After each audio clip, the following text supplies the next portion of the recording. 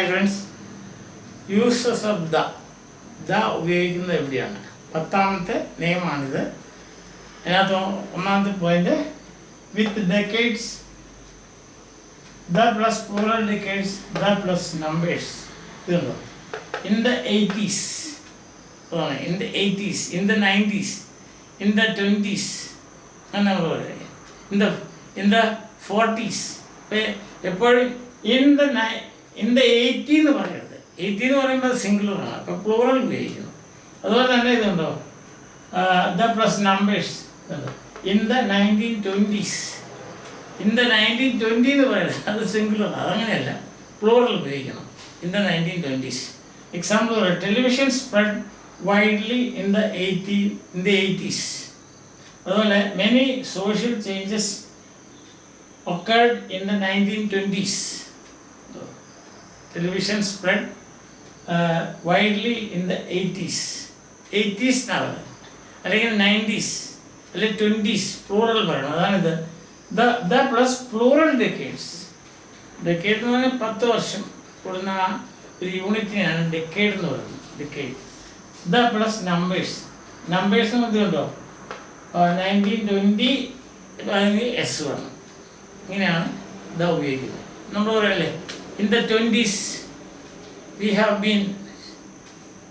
had been doing our post graduation in the 20s, or we say in the 90s we were working in a college, we were studying in a college, like that. Then in the 1920s, in the 1980s, ഇങ്ങനെ പറയാം. അപ്പോൾ ആ plural പറയണം, ആ period of time എന്ന് പറയുന്നത്, ആ പ്രത്യേക സമയം. രണ്ടാമത്തെ പോയിന്റ് എന്താണെന്ന് വെച്ചാൽ, historical periods named historical ages, wars, movements and eras and dynasties. Dynasties means രാജവംശങ്ങളാണ്, ഇങ്ങനെയുള്ള കാര്യങ്ങളൊക്കെ ഉണ്ട്.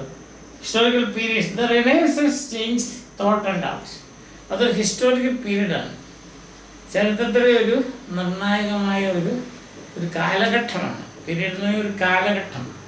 അതുപോലെ middle ages lasted for 1000 years. മധ്യകാലഘട്ടം ഒരു 1000 വർഷത്തോളം നീണ്ടു നിന്നു. അതാണ് renaissance spread, changes to place. അങ്ങനത്തെ. The industrial revolution provided jobs. The industrial revolution നമ്മൾ സാധാരണ പറയുന്നതാണല്ലോ ഇൻഡസ്ട്രിയൽ റെവല്യൂഷൻ. അതുപോലെ തന്നെ the world war II was a disaster.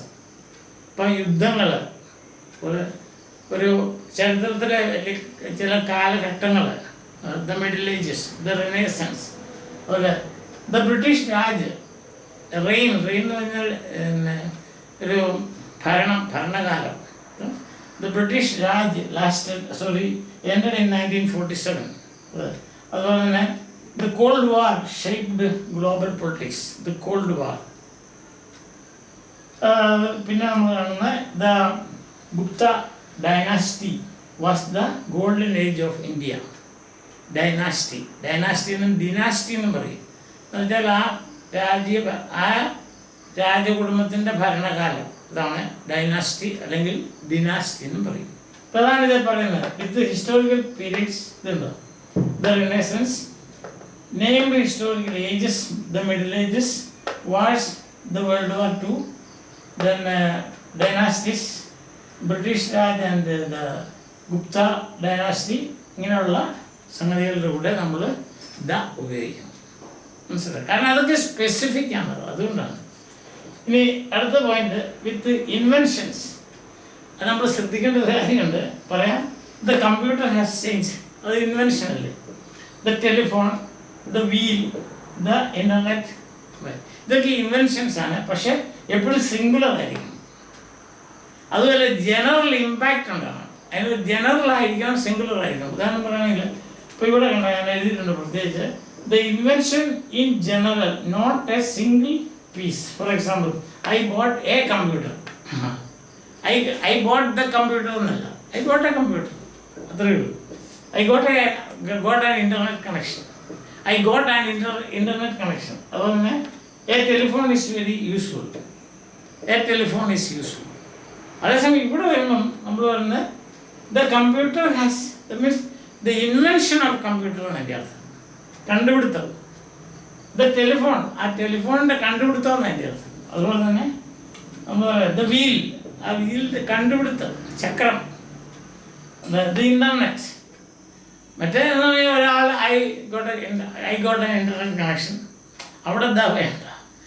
ഇത് ഒരു ഇൻവെൻഷൻ ആയിരിക്കും. I got A internet, I got A computer എന്ന് പറഞ്ഞാൽ ഞാൻ കമ്പ്യൂട്ടർ ഇൻവെൻറ്റ് ചെയ്യുന്ന അല്ല അർത്ഥമല്ലല്ലോ.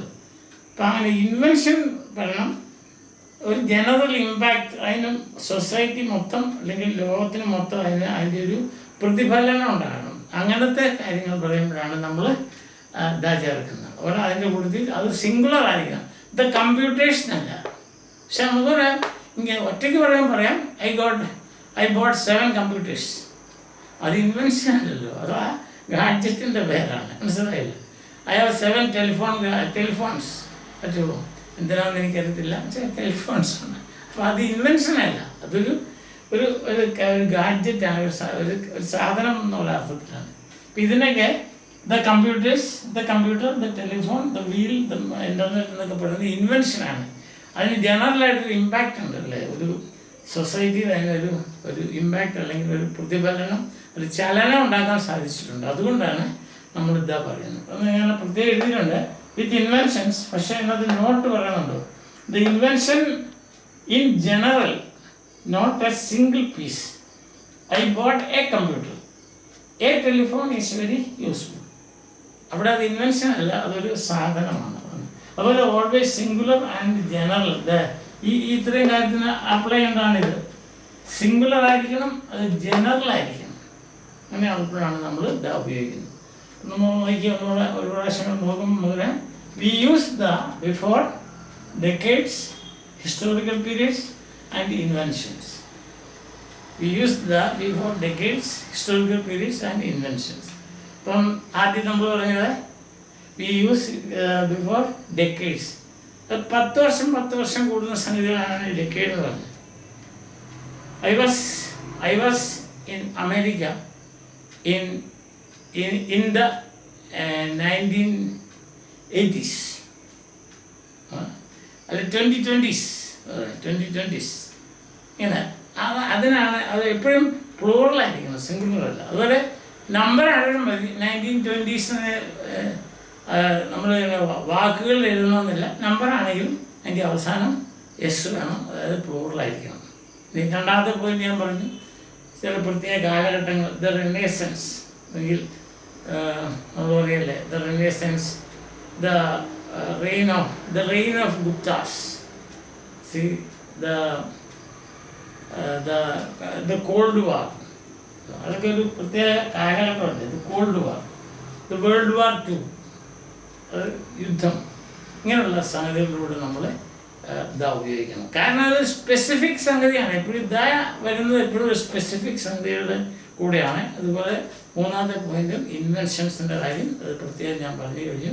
അപ്പോൾ നമ്മൾ ഇതൊക്കെ ബേസ് ചെയ്ത് അടുത്ത ദിവസം നമുക്കൊരു എക്സർസൈസ് ചെയ്യാം. എന്തായാലും ഞാൻ കുറച്ചുകൂടി ഇതൊക്കെ മനസ്സിലാകും. ഇപ്പം തന്നെ മനസ്സിലായെന്ന് എനിക്കറിയാം. അതുകൊണ്ട് തൽക്കാലം നിർത്തുന്നു. ബൈ.